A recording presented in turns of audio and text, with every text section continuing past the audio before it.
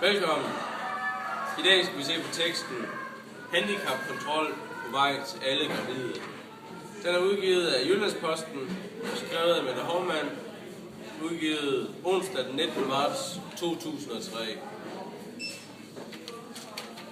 Som I kan se på artiklen her, så har vi starter vi med en overskrift, altså en overrubrik, som skal fange læserne. I dette tilfælde hedder den handicapkontrol på vej til alle gravide. Det fanger meget. Så kan man læse dybt ned i manchetten, og så der er en uddybende tekst, som er meget kort. Det er sådan set det, der egentlig står her, meget kort tekst. Under der har vi en byline, hvor så der står, hvem det er, der er skrevet, og i det tilfælde er det Mette Hovmand. Så kommer der en brødtekst under, og der er en masse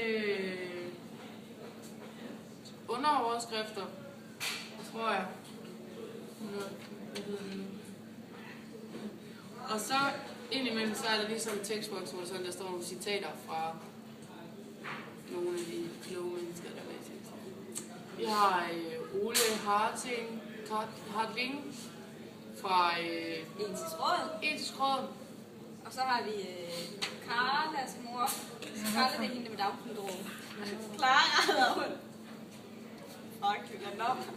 Nej, videre. Jeg kan jo ikke kalde hende det forkerte navn, vel? Ja, nu